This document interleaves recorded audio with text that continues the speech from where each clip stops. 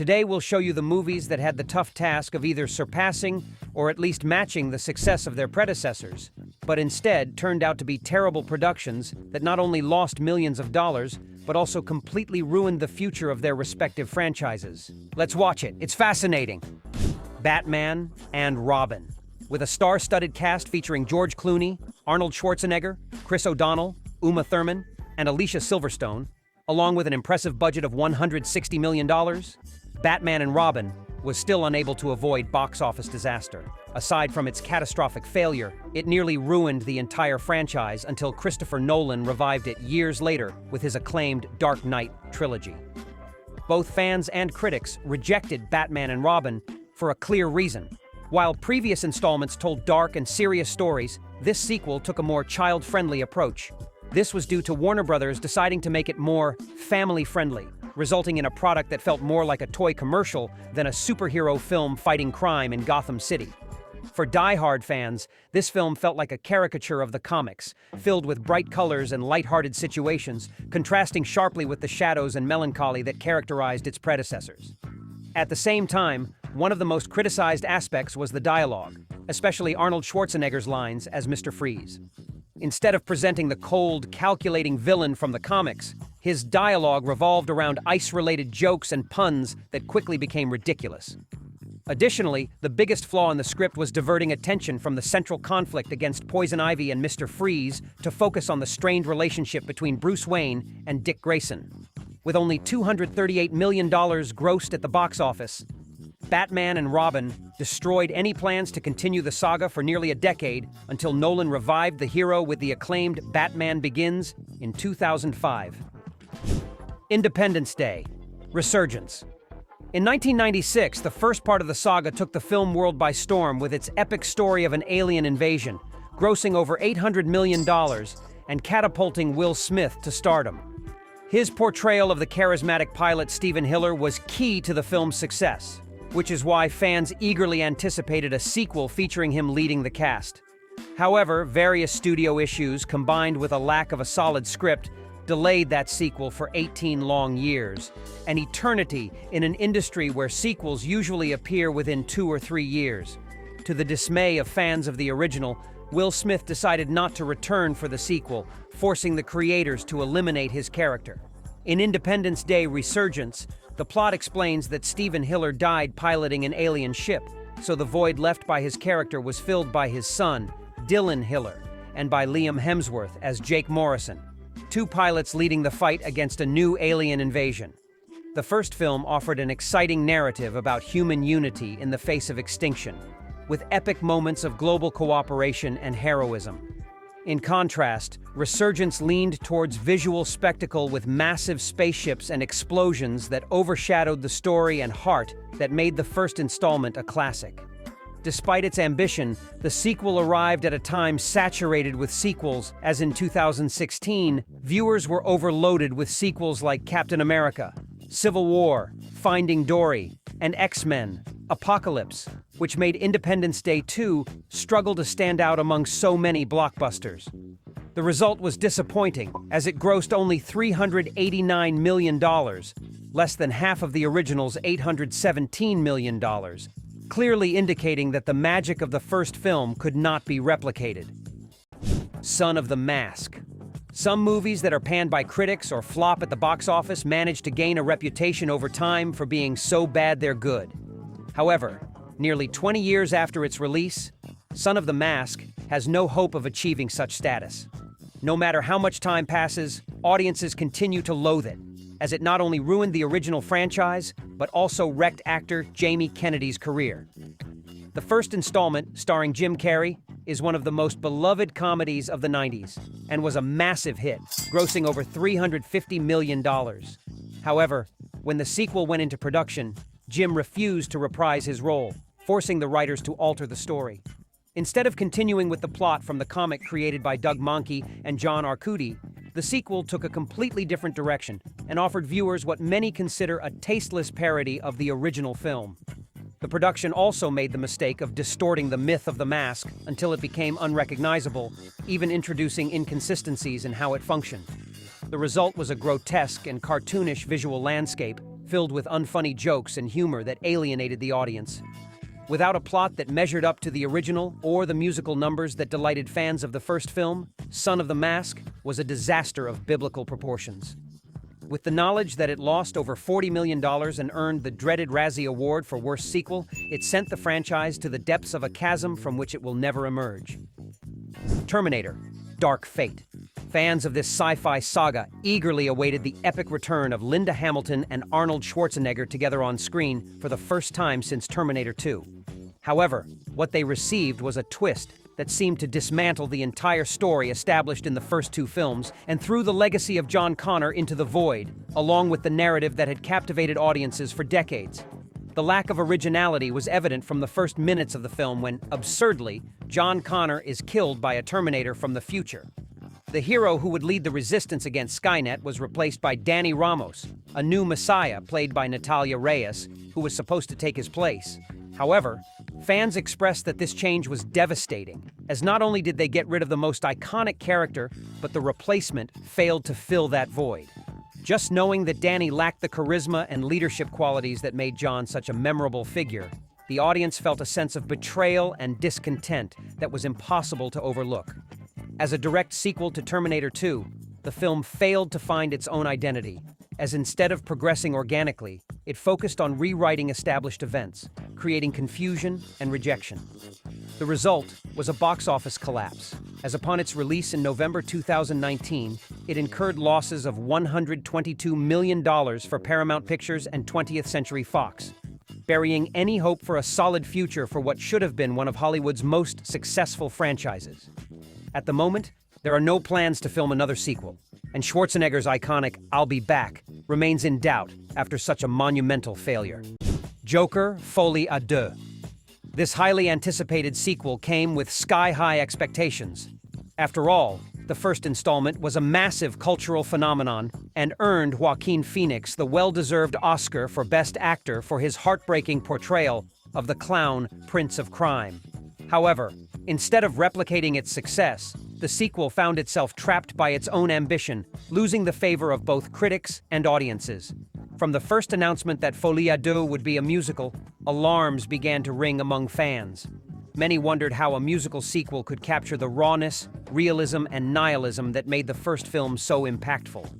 What many feared materialized on screen shortly after its release, as the songs and musical numbers broke the dark tone that defined the Joker and diluted the emotional power of the story into a confusing blend of extravagance.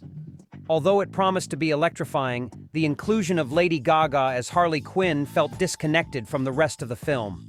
This was largely because the expected chemistry between Phoenix and the singer was overshadowed by a disjointed narrative that failed to harness the potential of the Joker-Harley relationship. Instead of exploring the darkest corners of their toxic codependence, the story veered into surrealism, distancing itself from those looking for the same psychological depth found in the first installment. Another issue was that the sequel felt unnecessary. One of the strengths of the 2019 film was that, unlike other comic book-based movies, it functioned perfectly as a standalone piece, and many felt that continuing the story undermined the final message of the first part. Additionally, the focus on visuals and surrealism, rather than impressing, left audiences confused and emotionally disconnected. To add to the drama, a supposed conversation between the protagonists has gone viral on social media following the film's premiere at the Cannes Film Festival, where Joaquin appears to hate the ending chosen by the director, although it was revealed that they filmed several alternatives while Lady Gaga claims to love it. In the end, Folie à Deux was an ambitious sequel that tried too hard and delivered too little, ultimately disappointing those who were looking for a worthy continuation of its predecessor. Do you think Joker 2 is the worst sequel of all time? Be sure to mention it in the comments. Fantastic Beasts: The Secrets of Dumbledore. The hopes of expanding the horizons of the magical world were dashed with this film, which many Harry Potter fans consider the weakest in the trilogy. Disappointment had already begun with the second installment, The Crimes of Grindelwald, where the general consensus was that the film broke continuity and led its characters down confusing and unsatisfying paths. Instead of building on the foundations of the magical world, it seemed to crumble with narrative decisions that left even the most loyal viewers perplexed. One of the biggest blows to the franchise was the firing of Johnny Depp as Gellert Grindelwald, a sudden change that left fans bewildered. While Mads Mikkelsen is undoubtedly a talented actor, his portrayal faced an insurmountable obstacle. Viewers had already become accustomed to Johnny Depp's unique style. Therefore, the change wasn't enough to salvage a story that, for many, was the least interesting of the three. Furthermore, the film made the mistake of altering details from the canon established in the Harry Potter books. One of the most frequently mentioned examples by fans was Albus Dumbledore, who in the Chamber of Secrets is revealed to be the Transfiguration professor at Hogwarts, but in the Secrets of Dumbledore is shown teaching defense against the dark arts. Such changes eroded the trust of the most die-hard fans, and the disconnect from the original material felt like a betrayal to some. With a gross of only $407 million, a modest figure considering its budget of over $200 million, the future of the saga seems uncertain, as the odds of a fourth installment diminish alongside the public's interest, leaving a void in what could have been a grand expansion of Harry Potter's magical world. X-Men: Dark Phoenix. The fourth and final installment of the first generation of X-Men had the tough job of saving a franchise that was on shaky ground following the critical failure of X-Men Apocalypse. However, instead of redeeming the saga, Dark Phoenix turned out to be an even greater failure, losing around $130 million and receiving the worst reviews of any film based on Stan Lee and Jack Kirby's comics. Film analysts agree that audiences were not interested in seeing another X-Men movie without key franchise figures like Hugh Jackman, Patrick Stewart, and Ian McKellen. Without these important names, Dark Phoenix lacked the spark necessary to engage viewers, especially knowing that the saga was set to be rebooted in the Marvel Cinematic Universe, rendering this installment feel obsolete even before its release. One of the film's biggest mistakes was its failed attempt to emulate the success of Captain America: Civil War by showcasing an internal struggle among the superheroes. In reality, its plot ended up being more akin to Captain Marvel, lacking the cohesion of either Marvel production. The movie also failed to adequately explore the reasons behind the conflict among the X-Men, leaving the audience with a sense of emptiness and a story that felt created purely for commercial purposes. To make matters worse, even its stars were not convinced by the final product. Jennifer Lawrence, who played Mystique, publicly admitted that the movie was not good and felt so disappointed with her own performance that she apologized to fans for a portrayal many considered forced. Mortal Kombat: Annihilation. The first film adaptation of Mortal Kombat was a surprising success that stunned the film industry, as video game adaptations typically don't do well. However, in this case, it grossed $122 million against a modest budget of $20 million. Released at a time when the game was at the peak of its popularity, the movie earned a special place in the hearts of fans, despite not receiving the best reviews. This was all thanks to its mix of action, martial arts, and iconic characters, which solidified it as one of the most memorable video game movies. This success quickly motivated the production of a sequel, but the rush resulted in the infamous Mortal Kombat: Annihilation. Upon its release in 1997, the film became infamous for its horrendous special effects and a virtually non-existent plot that served merely as an excuse to string together the endless fight scenes. One of the harshest critics of the time was blunt. While the first film could be considered a guilty pleasure, the sequel was nothing more than an epic exercise in garbage cinema. Fans were not far behind in their criticism, harshly condemning the change of most of the cast, with only the actors playing Liu Kang and Kitana reprising their original roles. But perhaps the most disappointing aspect was the lack of coherence in the plot, which hindered the creation of a solid narrative in favor of prioritizing empty, meaningless fights. Zoolander 2. Upon its release in September 2001, Zoolander became a hit by satirizing the world of male fashion with models striking exaggeratedly feminine poses, resonating with the humor and social climate of the time. 15 years later, the sequel attempted to replicate that formula unsuccessfully in a world that no longer found the same irreverent and superficial comedy amusing. What was once hilarious and fresh now felt outdated and irrelevant to an audience that had evolved. Ben Stiller, who directed, co-wrote, and starred in both films, admitted in an interview with Esquire that his experience with the sequel was not the best and labeled it one of the worst failures of his career. Despite reuniting the original cast, Zoolander 2 barely managed to gross $56 million, a figure that just covered the $55 million budget, not counting the high marketing expenses that easily exceeded $20 million. Even the numerous celebrity cameos couldn't save it from failure, and in fact, some critics noted that there were more cameos than genuinely funny moments.